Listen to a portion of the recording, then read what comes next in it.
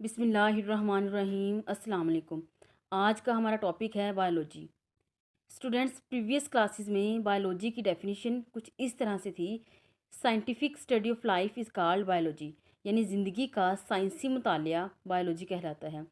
अब जो डेफिनेशन दी गई है वो कुछ इस तरह है, biology is the science of life. अब साइंस का मतलब मैंने क्या बताया था, knowledge.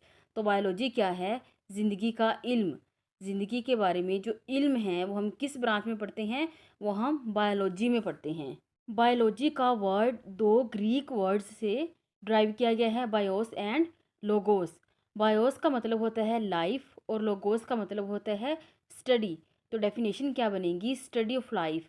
Study of life is called biology.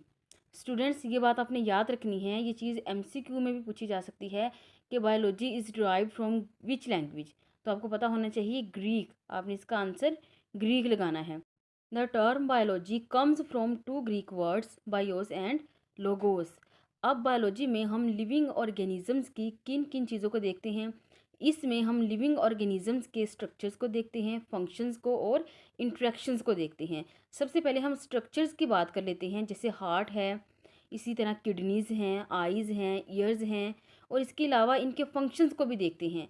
जैसे हार्ट का फंक्शन है ब्लड को पंप करना, किडनीज़ का फंक्शन है ब्लड को फिल्टर करना, और आइज़ का फंक्शन है देखना।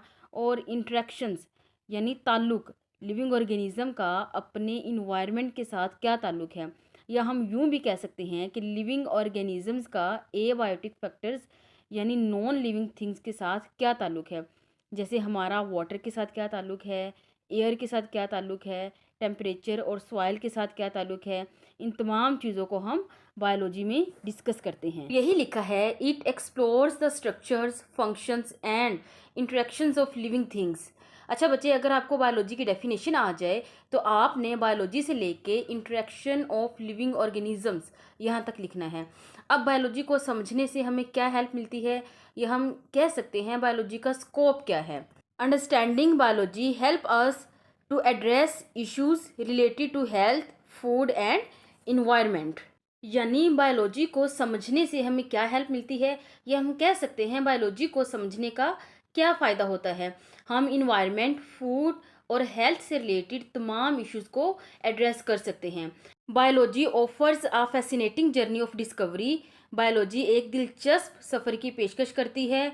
कहाँ से लेकर कहाँ तक, from microscopic world of bacteria, bacteria की माइक्रोस्कोपिक दुनिया से लेके to the vast ecosystem of our planet, जो हमारी ज़मीन यानी प्लैनेट के वसी निज़ामों तक फैला हुआ है।